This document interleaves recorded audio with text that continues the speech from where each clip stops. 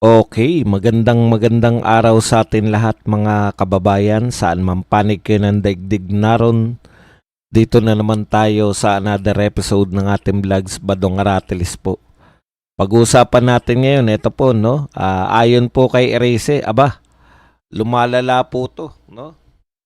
7 billion sa pinakita sa kanila ni Congressman Libiste na palitan ng text messages between the President and Yusek Bersamin ay 7 billion po ang sinabi ni Bersamin na natanggap na nila. At dito po sa 7 billion, yung sumunod po na mga text kung saan po pinaggamitan, no? At kasama po sa tumanggap ang mga sumusunod, si Andrew E. Ba? Ang laki pala ng talent fee nito ni Andrew E. 68M. At saka po, tumanggap din daw si Tito Soto at si Ping Lacson. Kaya pala. Alam nyo na, kaya pala. Ayun. May parte po pala sa 7 billion itong dalawang kumbaga super senior citizen nating mga senators. At syempre pa, yung takot daw po ang mga, yung ICC, mukhang welcome na po sa gobyernong ito. Wala na pong pagpapanggap. Ayon po sa ating gobyerno, makikipag-cooperate should ICC order arrest of Bato and Go. Sabi po ng palasyo, makikipag-cooperate daw po. Antindi, wala na pong taguan. Hindi na po nagtatago sa Interpol o kung ano pa man. Talagang ICC, direkta. Makikipag-cooperate na yung gobyerno. Malupit talaga tong gobyerno natin. At syempre pa po, pag-uusapan din po natin, ito po, kaya pala ganyan na lamang. Nagtataka tayo sa mga dilawan. Mula po sa isang legit na dilawan, nagsabi po, no? Muna natin na entrada mo, buddy. Anong ayun. Thank you very much kay Amik. Hindi pa tayo halos nagsisimula dahil tulog pa. Tulog pa yung utak ni Badong eh. Nagpa 999 pounds na agad. Maraming salamat Amik sa pakape. Ayan. At syempre pa po, eto pong si takot na takot daw po ang mga dilawan. Kaya pala yung reaction po nila, naipaliwanag din po yan ni Reyes sa ating lahat. Bakit ganyan po kumilo sa mga dilawan? Mas okay pa sa kanila ang korupsyon kaysa maging presidente si BP Sara. Yan po ang mga pag-uusapan natin, pero bago yan, kung bago ka pa lang dito sa ating channel, mag-subscribe ka na. Dahil ito lang ang tanging channel na may kinikilingan, may pinapanigan, una sa balita, uli sa impormasyon. Kaya ano pang hinihintay nyo? Pindot na, okay. Pag-usapan natin, no? Unahin na po natin tong si, eto po, pakinggan nyo na lang po si Erese. Para po mas maganda-ganda po, makinig po tayo pare-pareho. Saglit lang naman to. Wala pang 1 minuto. Makinig po tayo kay Erese. Yung 5 congressman, inimbita si Congressman Libiste. Pinakita sa amin yung files naglalaman ng text messages between the President and Yusek Bersamin. Andun po, palagay doon, 7 billion. Report siya kay Presidente na tanggap na lahat ng 7 billion at March 24 po yun, 2025. At susunod niya yung kwenta kung saan napunta yon. At may mga napunta doon sa mga kandidato na alyansa, 11. 12 po yung kandidato na alyansa, 11 yung nabigyan. Lahat po nabigyan. Including Senator Lacson. Diba? Senator Lacson. And Senate President Tito Soto nabigyan. Alam ko na hindi naman nila alam kung saan galing yon. Kaya, walang problema doon. Okay. Sa inyo, walang problema yun. Ang linaw po Doon sa 7 billion, sa palitan ng text messages ni Pangulong Marcos at saka ni Yusek Bersamin na tumatayo po ngayon at siya po yung tumatanggap, no? Yung pong parte ng Pangulo, ang tumatanggap po si Yusek Bersamin. At mula po rito sa 7 billion na to na tinanggap ni Yusek Bersamin, napakalinaw po na tumanggap lahat ng kandidato. Sino po yung mga kandidato? Yung pong, kasi 2025 election So nakatanggap po sila lahat mula po sa 7 billion. Kasama po yung Blue Ribbon Chairman na si Pampilo Lacson at saka si Senate President Tito Soto. Ngayon nagtataka kayo bakit laging may kumbaga napupunan nyo ba na pag palapit sa palasyo, bigla naaawat, no? Tumitigil ng matagal yung investigasyon. Actually, wala tayong tuloy-tuloy na investigasyon buhat nung panahon na ni Lacson, no? Hindi ko ngayon nauunawaan na po natin. Kaya bakit tumitigil? Kasi mismo sila nakatanggap, napartehan, nalangisan, namantikaan.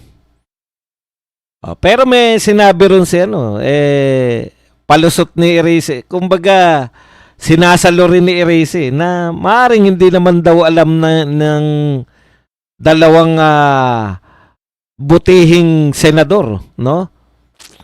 Maaring hindi raw nila alam kung saan nanggaling yon. Pero ang importante doon tumanggap. Ngayon, kung yan po ba ay galing sa nakaw, alam na natin ngayon na galing po yan sa nakaw kasi porsyento yan di ba? Okay, kung yan ba galing sa nakaw, wala pong pananagutan kung hindi mo alam kung saan galing at tumanggap ka. Natatandaan ko po, personal experience lang po to ng pamilya namin. Bago lang kami sa Sapampalay dun May nagtinda ng bike sa kuya ko. Binili naman namin dahil syempre mura pagkatapos po, mga ilang oras lang, narito na yung barangay. Kasi pag hindi namin binigay yung bike, uhulihin na yung kapatid ko dahil bumili ng nakaw. Nakaw pala yung bike na nabili namin. So wala kang magagawa kundi i-surrender na lang yung bike. Di po ba? Yan po, hindi po excuse. Hindi mo po pwedeng sabihin, ay tinanggap ko yan kasi hindi ko naman alam na galing sa nakaw yan. Never pong pwedeng maging excuse yan. Nakatanggap po. Lahat po, lahat daw, 11 sa 12 kandidato, 11 yung nakatanggap. So, isa lang po yung hindi nakatanggap. Okay. Kaya, wag na kayong magtaka kung bakit napuputol tuwing papunta sa Malacanang yung pera, napuputol po yung investigasyon ni Lacson. No? Okay. Kasi, malamang ngayon alam na. Kung noon hindi pa nila alam, Kung noon hindi pa nila alam na nakatanggap, malamang ngayon alam na nila. Kaya lalong hindi sila mag-iimbestiga. Kasi parte po sila Parte sila ng mga nakakatanggap Kaya ang susunod na tanong ni Erice, bakit yung walang direksyon yung Blue Ribbon Committee? Ang question niya doon na sa palasyo di ba? Sinabi ng kanya mismong witness ni Lacson yan, si Bernardo, Yusek Bernardo, na siya ay nagbigay ng 8 billion kay Yusek Bersamin. Ang tanong ni Erice, bakit hindi pinapatawag ni Lacson sa Blue Ribbon Committee yung mga Bersamin?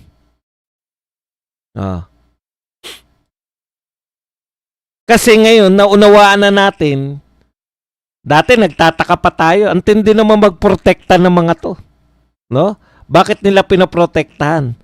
Ngayon po, ngayon nalaman natin, natuklasan natin, na hindi po nila pinoprotektahan lang si BBM. Ayon po rito kay Erice, sa kanyang nabasa na mga text messages palitan, kasi dinidetalyan na niya eh. Ayon dito, napartihan pala. Ayon kay Erice, napartihan si Lacson at saka si Tito Soto. Di po ba? Ngayon, siyempre, ang palusot nila dyan, hearsay, triple hearsay, double hearsay, dahil sinabi kay Erice ni Libiste, pinakita ni Libiste kay Erice, si Erice naman, sinasabi niya sa tao. Okay. Ngayon, pwede mo sabihing hearsay. Halimbawa, ang Duterte nagsabi niyan. Pag sinabi ng Duterte, hearsay lang yan. Hindi, dito sa lang eh. Sila Yusek Bersamin, dun po sa audio. Okay. Hindi lang pala nila nililigtas, hindi lang pala nila pinoprotektahan. Kung totoo, hindi ko po sinasabing hindi totoo, congressman po yan. Pinagpapalagay po natin, pag po pinapakilala yan si Erice, honorable congressman. Ipinagpapalagay po natin bilang paggalang sa kanyang pagiging congressman na hindi po ito magsasalita basta-basta. No? Nang walang basehan. Kaya nga, binigyan niya rin ng lusot si Lacson tsaka si Soto. Tignan po natin kung aamin po itong si Soto tsaka si Lacson. Kasi pag dininay nila yan na wala silang tinanggap, ito ang problema ng gobyernong ito. Credibility. Kung si Duterte po ang magsasabi, si Sara Duterte na hearsay, maniniwala tayo kagad eh. Hindi pa po nabubukya yung mga Duterte sa atin. Buong buwan tiwala. Pero si Lacson magsasabi ng hearsay. Ang tanong, bakit hindi mo patunayan na hearsay? Ipatawag mo si Bersamin, ipatawag mo yung mga nagsasabi, maski si Libiste, pwede mong imbitahin, maski to sila Erice, bakit nila, hindi naman po magpe-presko niyan si Erice nang hindi siya naniniwala eh. Ano yung dahilan nila para paniwalaan? In fact, pwede rin na lang makuha yan. Ebidensya, di ba? Kasi mahirap yan, i-deny lang ni Bersamin. Pati po yung Globe o Smart kung kanino nag-text. Meron po silang kopya niyan. Imposibleng walang kopya yung Globe at Smart. Dalawa lang naman yan eh. Kung di Globe, Smart yung ginamit sa pagte-text.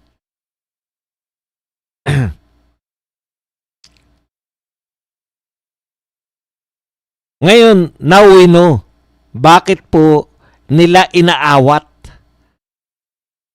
Kasi pag sinundan nila, baka pag sinundan nila yung takbo ng ebidensya, sila na pala iniimbestigahan nila. Kaya pala ayaw. Kaya pala ayaw. Kasi mukhang si Bersamin yung namahagi. Ay, alam daw pala ito ni Toby Chanko. Si Toby Chanko, ilang beses nyo nang inimbitahan dyan sa Senado. Pwede nyong imbitahan ulit. Malamang si Erice tsaka si Tinyo very willing na mag-appear sa Blue Ribbon. Paano po nila malulusutan to ni Lacson at tsaka ni Tito Soto? Huwag mag-imbestiga. Yun lang yun. At sabihing hearsay lang yan. Wala na po yan. Hindi na po naniniwala. Yung kasasabi nyo na hearsay, mas lalo po kayong hindi pinaniniwalaan na may napakalaking krimen na naganap sa Pilipinas. Pinakamalaking nakawan sa kasaysayan po ng Pilipinas. Hindi nyo po pwedeng sabihin lang na hearsay.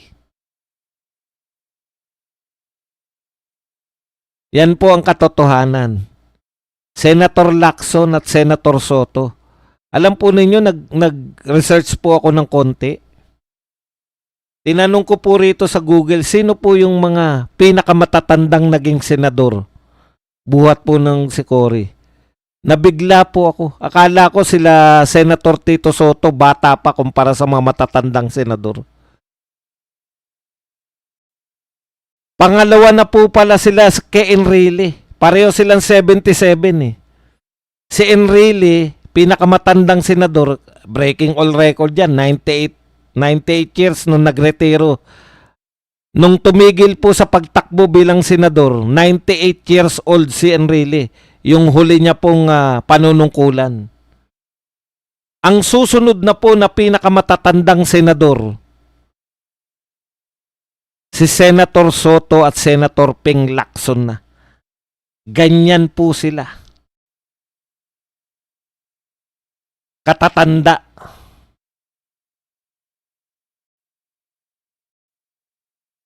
Ngayon, ikumpara po natin by virtue of tinanong ko kung sino-sino ba itong mga naging matanda.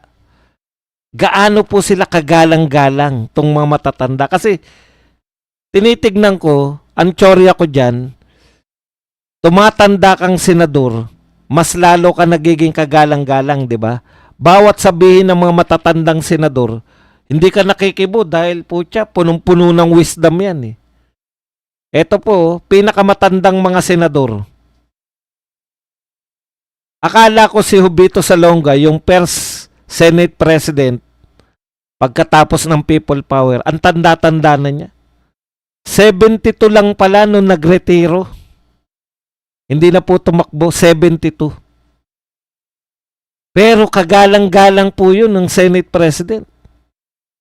Susunod na po, kay Enrile, tsaka kay Enrile po, si Tito Soto na, tsaka si Pampilo Lacson.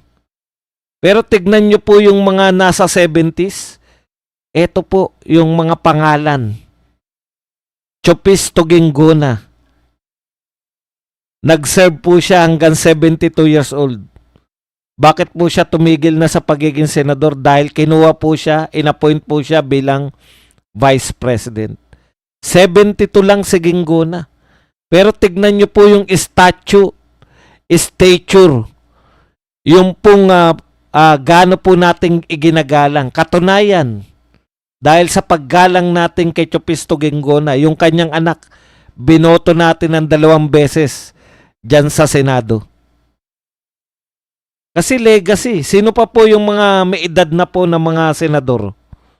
Blas Ople.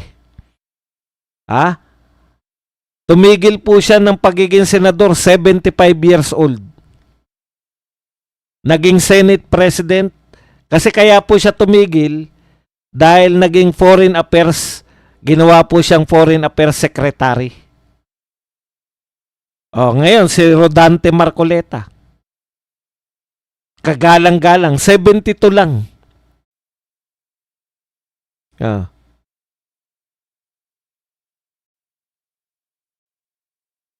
Sino pa po yung mga talagang may mga nagmarka po na may edad na? 77 years old. Tumigil na si Franklin Drilon, naging Senate President. Jovito Salonga, 72, tumigil na. Chopisto Gingona, 72. Edgardo Angara. Ayan, matagal din po siya bago tumigil. Pero kagalang-galang po eh. Blas Ople. At saka si Aquilino Nene Pimentel. Kumpara nyo itong dalawa na to.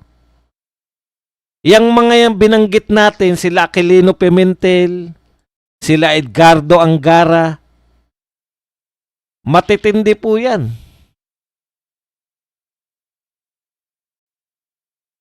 Okay, thank you very much kay Amik. Sa padoble, signal na apps online ang ginamit, buddy, hindi smart globe dito. Signal na apps online. Hindi ko alam yung signal apps online. Pasensya na kayo. Meron pa bang ibang player ng mga text? Sige, sa signal. So, meron naman siguro makukuha yan na mga dokumento na magpapatunay sa sinasabi ni Libiste.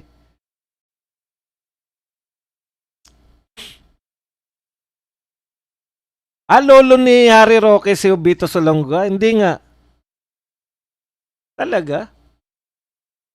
Oh, nakalimutan pa natin si Neptali Gonzales pa pala.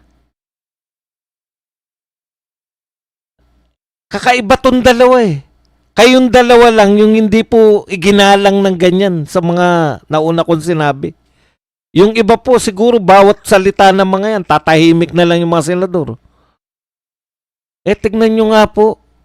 Hindi nyo po mariringgan yung mga senador natin ng binabanata nila yung Supreme Court. Yung mga matatandang, alam po nila yung karamihan dyan, mga abogado. Si Blas Ople lang yata hindi abogado dyan. O abogado rin si Blas Ople.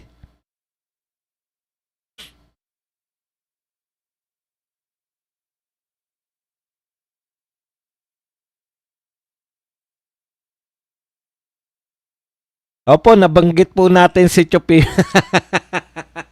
Chopi mo ginggon. Walang iya ka talaga. Hindi ko po nakalimutan si Enrile. Siya nga po ang sinabi kong pinakamatanda eh. Susunod lang yung dalawa. Okay, anyways, ang point lang po natin dito, no? Sana papunta kayo sa pagiging statesman, no? Sana by your age, nakamit nyo na yung mga dapat nyo ano pagkakaiba nung mga nauna ko nabanggit na mga senador? Bakit po sila? Kasi wala na po silang pangarap na mas mataas pa. Sa edad po nila na yan, tumigil na po sa pagiging senador yung kanilang pangarap pa. Yung gusto na lang nila maglingkod. Yung isa kinuwang vice president. Yung isa kinuha na sa foreign affairs. Yung isa, kita nyo naman, advisor ng Pangulo. Yun po yun eh. Sa sobrang taas po ng pagtingin sa mga tumatandang senador. Kayo papatanda, mas lalo kayong papunta sa kontrobersya eh. Bakit? Punong-puno pa rin kayo ng pangarap hanggang ngayon. Bakit parte pa rin kayo? Ay, abogado. Sorry po, sorry. Kasi labor eh, abogado rin pala. O, kala nyo ha.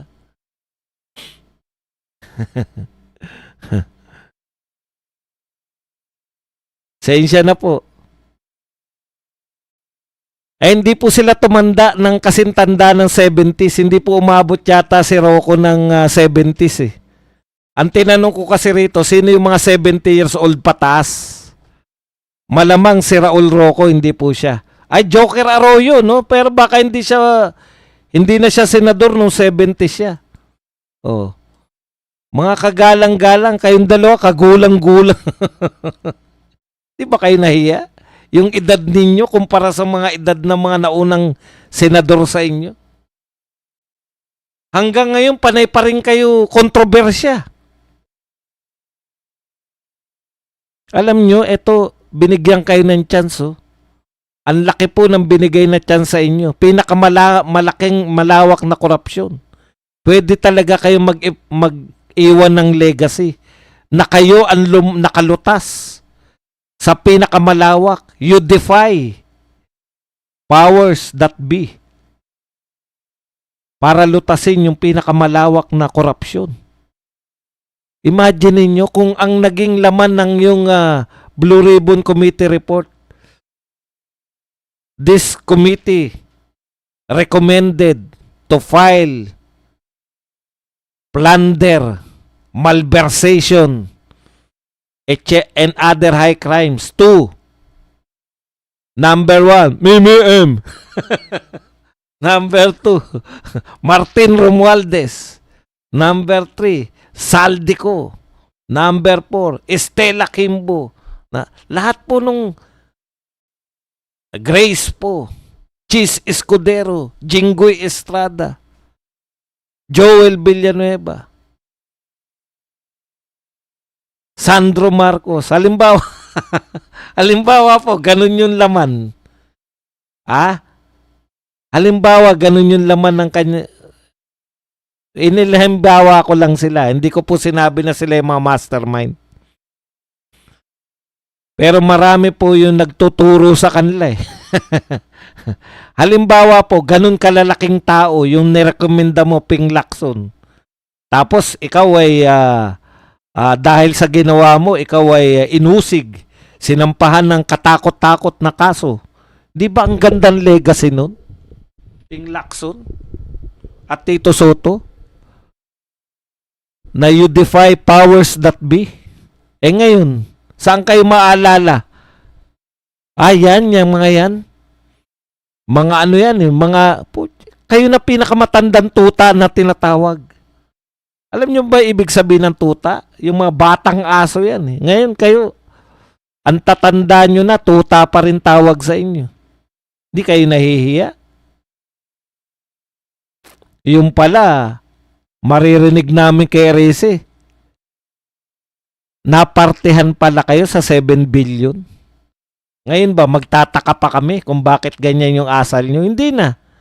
Napartihan pala kayo eh.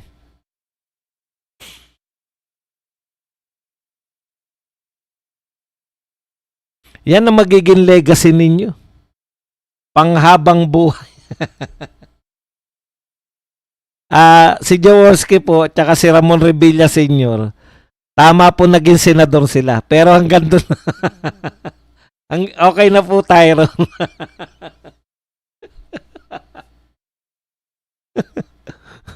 Actually, si Jaworski, kahit gaano siya kasikat, hindi na po siya nanalo na second term eh. Isang term.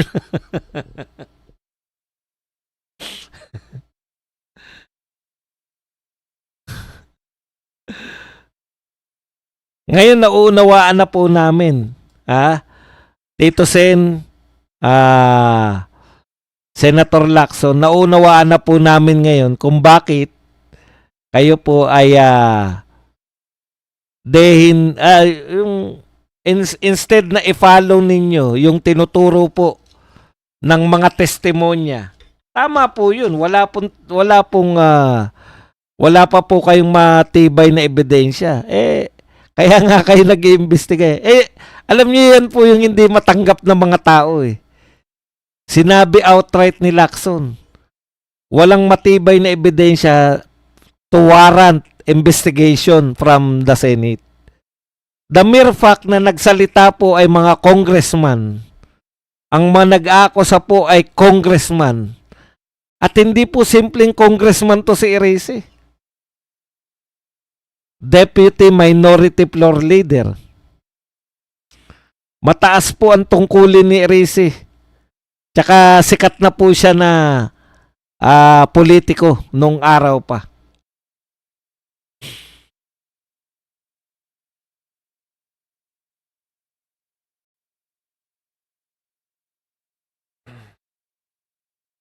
Okay. Punta na po tayo sa iba pang usapin. Yan. Kasi ngayon alam na namin, now we know. Ngayon, paano nyo lilinisin yung pangalan ninyo? Na kayo ay nabigyan.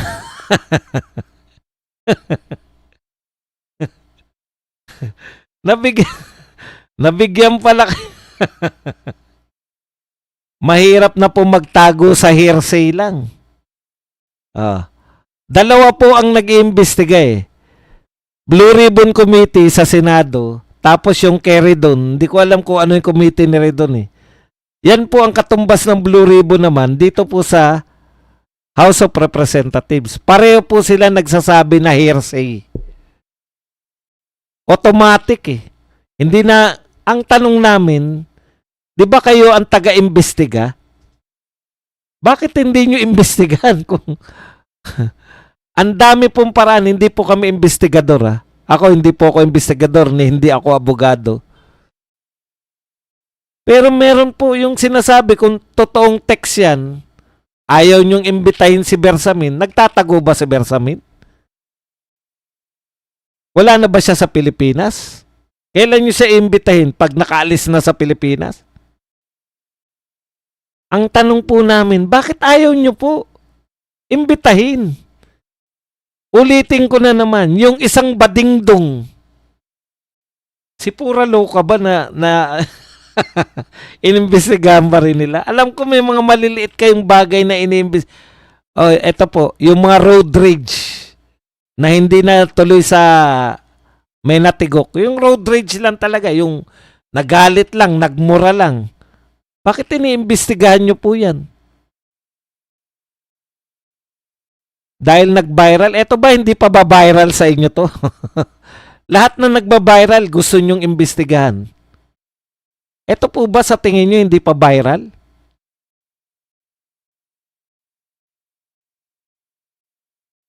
Wala pa po bang interes sa mga tao dyan, sa mga nagsasabi na tumanggap ng 8 bilyon o 7 bilyon si BBM through Yusek Bersamin? Hindi po ba, Senator Lacson, naalala ko lang, hindi po ba meron po kayong sinabi noon na baka ginagamit lang si Pangulong Marcos ng mga tao sa Malacanang? Di po ba? O eto na po yung chance ninyo. Napatunayan yung tsorya nyo na nagagamit lang yung pangalan ni BBM.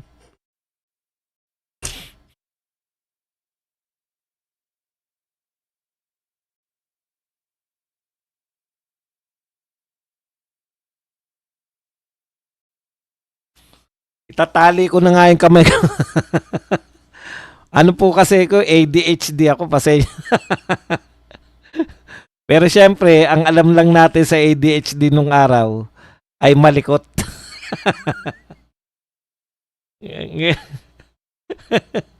Ang likot mo, paluin ka. Parang pirate. Oo nga eh. Teka muna, gagawa natin ng paraan yan.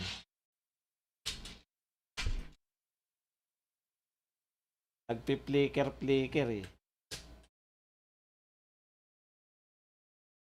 Ayan, okay na.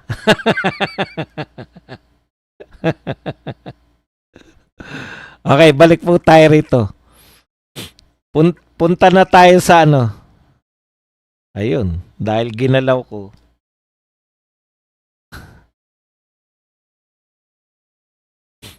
Saglit lang ha, na tumigil ako eh. Sa gitna ng dilim. Ng dilim, ang dilim ay may gitna. Sa gitna. Ang dilim ay may gitna.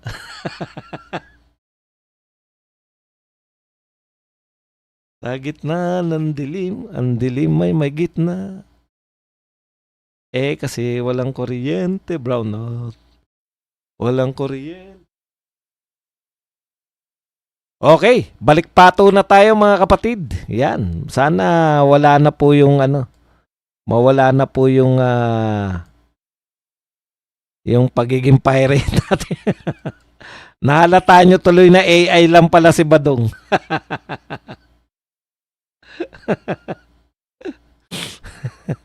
Okay. Puntahan na po natin yung iba pang balita. Ito po, hindi na po sila nahihiya. Hindi. Maikli lang naman to eh. Unahin na natin yung kay BP Sara na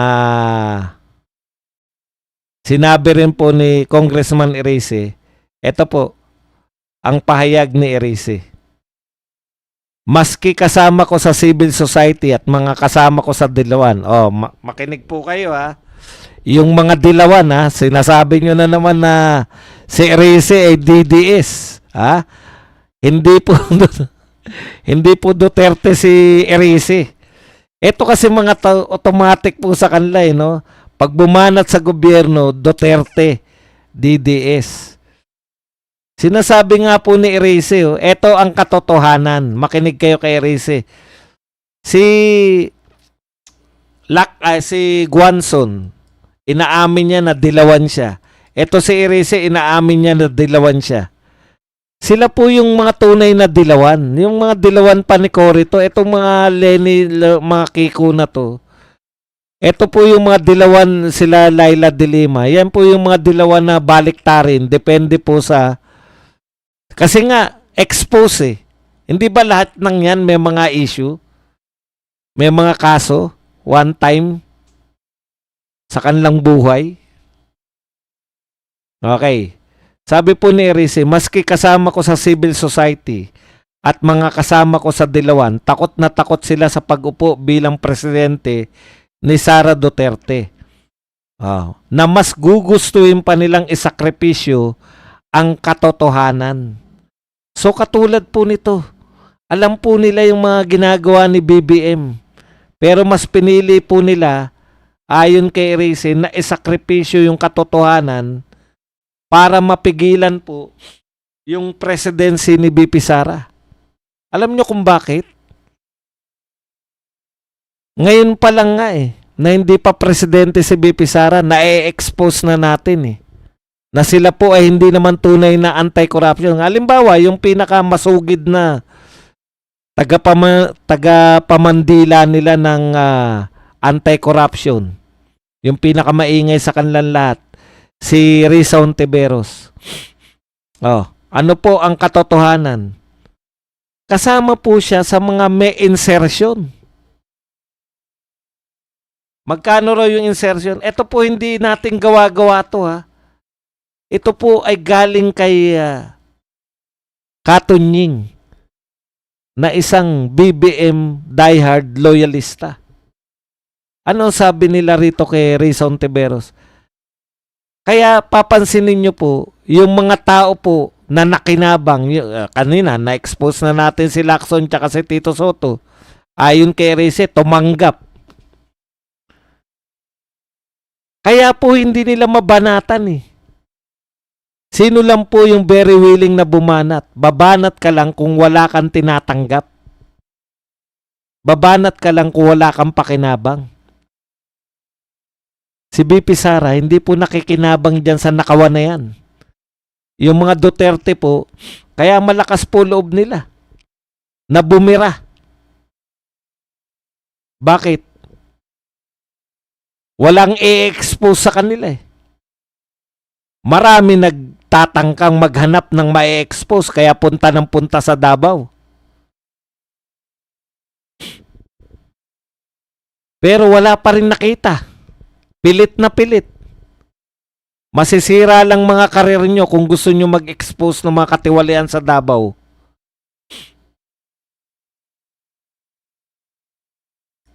Kaya pala, mas pinagtatanggol nila si BBM.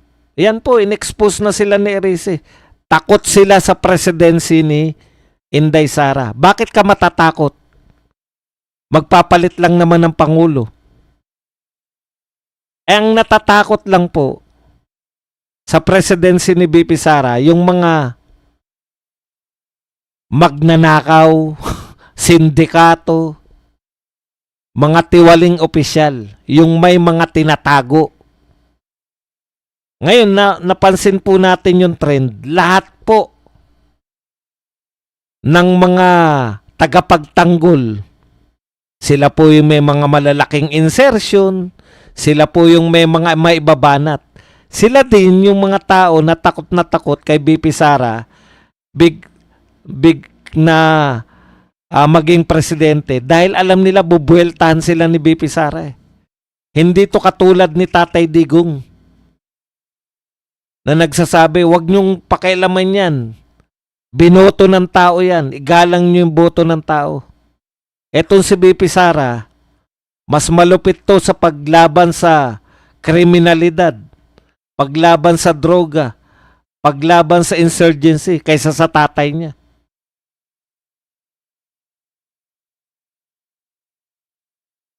Kaya sila takot na takot. Gagawin nila lahat. Kasi hodang tignan nyo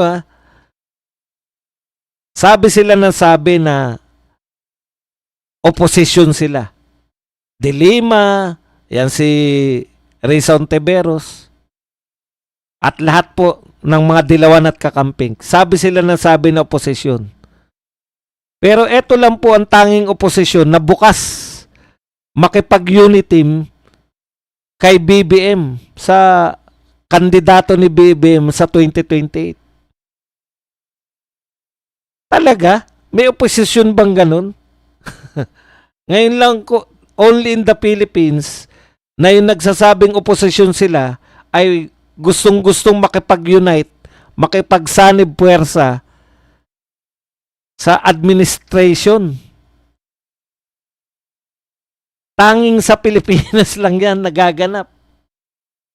Pati yung ang masasabi natin dyan, panay mga magnanakaw kasi.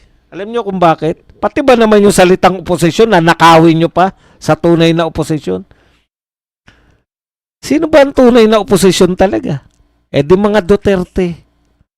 Dahil ang Duterte lang naman ang tunay na bumabanat sa administrasyong ito eh. Sa sobrang pagnanakaw ng mga dilawan at kakamping, pati yung salitang oposisyon, ninakaw nila mula sa mga Duterte. Wala kaming pakialam dyan. Duterte kami. Hindi kami after dyan sa mga titulo na kami ang tunay na oposisyon. Oposisyon kayo? Pucha, wala nga kayong kinontra sa ginagawa ni BBM eh. Paano kayo naging oposisyon? Okay. 1.5 po tayo. Mag-likes lang kayo ha. Pwede rin kayo magpakape. Hindi pa po tayo tapos sa diskusyon. Sinabi ko lang. Eto po.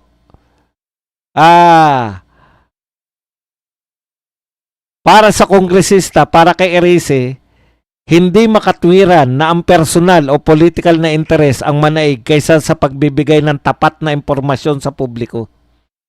Dapat unahin ang katotohanan kaysa propaganda upang hindi malinlang ang mamamayan. Kita nyo na, sarili nyo na, kadilawan nyo na. Kasama nila yan si Erice. Lahat ng mga picture, may picture dito sa Dilima, Shell Joke, no. Ano ang sabi nila? Katotohanan ang isiwalat natin. Hindi yung magsisinungaling tayo para hindi lang manalo si BP Sara. Binigyan din ni Erice ang kahalagaan ng integridad sa pampolitikang diskurso, lalo na sa gitna ng patuloy na paghahati ng opinyon ng publiko. Sa bagay, kahit naman anong sabihin ninyo, kayong mga dilawan at kakamping, kahit naman anong sabihin ninyo na paninira kay BP Sara, wala nang talab yan. Kabisado na namin kayo. Bakit nyo kakampi si BBM? Eh, yung pangunahing leader nyo, ang laki ng insertion, 3 billion. Ano sabi ng mga engineer ng Bulacan? Lahat ng may insertion, lahat ng proponents, binigyan namin ng porsyento. Ha? Walang sinabing puwera si Risa Ontiveros? Lahat ng proponent, binigyan namin ng porsyento. Alam nyo na ngayon. Pucha, bakit ka kakanta? Eh, binigyan ka ng porsyento. Sino yung napag-initan? Sino yung mga pinag-initan? Dahil kumalaban. Yung very vocal na sumuporta laban sa pagbabasura sa impeachment ni BP Sara. Merong nakikita sa kanila eh. Nariyan si Jinggoy, si Chis Escudero at saka si Joel Villanueva. Kakasuhan sila. Dinadanggel sa kanila yung kaso eh. Bakit wala pa rin kaso? Si Ramon Revilla nakakulong na isang buwan na yata nakakulong. Eh, may impeachment eh. Di ba? May impeachment kay BP Sara. Eh, teka pala muna. Bakit hindi pa rin pinapasa ni Speaker sa Justice Committee? Di ba forthwith dapat? Kayo nagsasabi niyan, di ba? Bakit hindi pa rin pinapasa pala? Naalala ko lang. Meron na naman ba kayong hocus-pocus na ginagawa dyan sa impeachment ni BP Sara? Okay. Sa pag-amin ni Erice, pinahihiwatig ni Erice na mga sinungaling ang mga kasama niya sa civil society at mga dilawan. Mas gustuhin nilang isakripisyo ang katotohanan. Ano ibig sabihin? Mga sinungaling yung mga kasama ni Erice. Tinatago nila yung katotohanan. Father Flavi. Tsaka isang pare, yung running priest. Saan ka tumatakbo, running priest? Sa katotohanan? Aabutan kayo ng katotohanan, huwag ka mag-alala. Hindi kayo makakatakbo. Civil society, mga kaparian, mga manang, saan kayo pupulutin?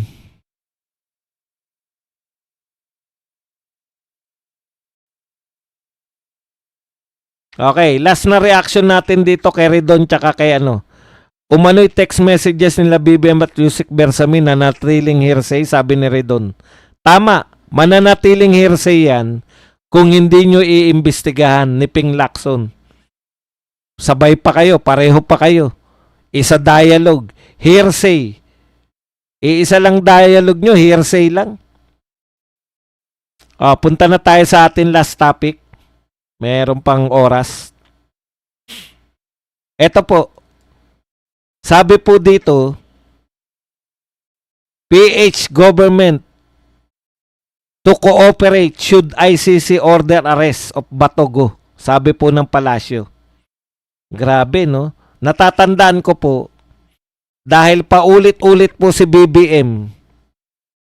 Ito talaga, alam niyo po yung mga taong walang palabra de honor. Mahirap po maging leader ang mga taong walang palabra de honor. Yan po ang pinaka. Sabihin niya ngayon tapos babaguhin niya sa susunod, no? Hindi lang po walang kwenta po sa akin, para sa akin ha. Basic po 'yan. As a leader dapat may palabra de honor ka. Alam niyo noon paulit-ulit si BBM, hindi tayo makikipagtulungan sa ICC.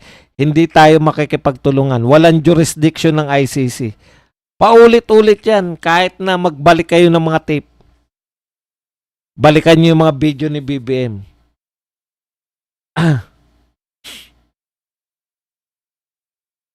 Ito na nga yung diversion na nga to, Inday. Ano ba yung ginagawa nila? Lahat yan diversion. Okay. At ang pinakamalaking diversion ngayon, ito ICC, di ba? Nung pumutok po tong text messages between Bersamin tsaka to si BBM, sinakto nila labas ng Alam nyo sa totoo lang, sabi ko nga doon sa birada kanina, wag nating gawing normal. Hindi po normal yung pagsusuko ng mga kapwa mo sa ibang bansa. Basic po. Iba po yung batas nila, iba po yung batas ng Pilipinas. Sa batas po ng Pilipinas, wala nilabag si Pangulong Duterte. Wag na po natin muna yung iba kasi accomplice lang sila, kasabwat lang eh. Dito na tayo sa puno. Bilang presidente, illegal po sa atin ang droga. Anong gagawin mo kung presidente ka? Mangampanya ka laban sa illegal na droga. Sino po yung maglilitis kay Duterte? Doon po yung mga dayuhan po na hindi illegal sa lugar nila, sa bansa nila hindi illegal ang droga. Ang layo po eh. So yung utos ni Duterte na war on drugs, legal na utos. Kaya yung mga sinasabi nilang mga kasabwat, sumusunod yan sa legal na utos ng legal na presidente, ng lehitimong leader ng isang bansa. Pag si Duterte, nilitis mo dun sa lugar na hindi illegal ang droga, illegal na kagad yung utos ni Duterte. Hindi naman legal sa kanila yung droga eh.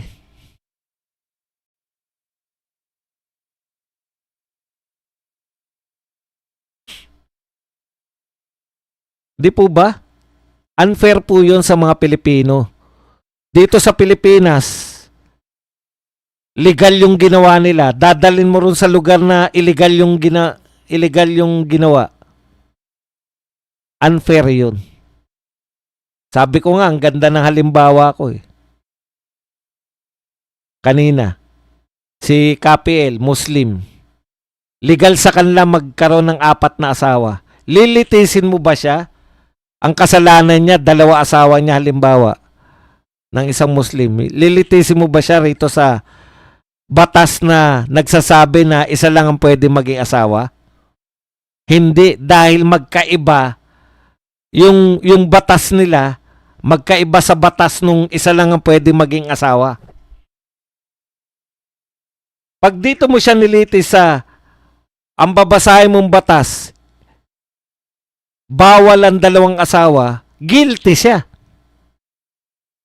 Yun yung ginagawa natin eh. Ano ang hustisya dyan? Magkaiba po. Magkaiba po yung sinusunod na batas natin sa Pilipinas kaysa dun sa batas na pagpapasyahan kay Tatay Digong. Tapos dadagdagan pa natin.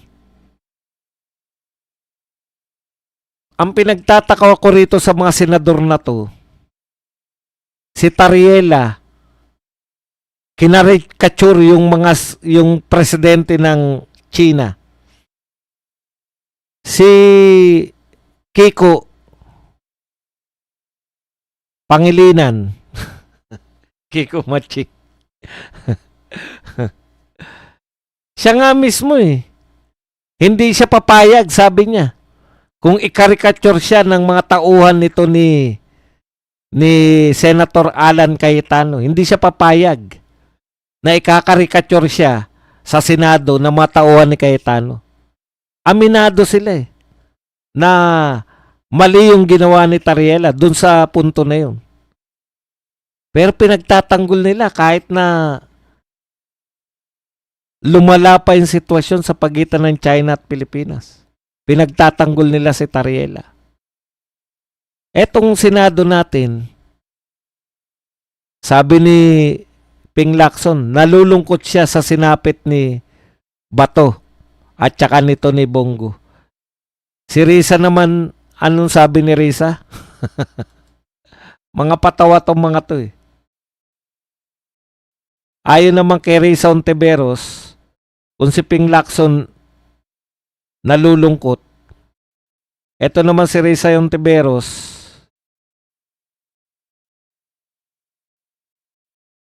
nasaan ka na, Risa Ontiveros?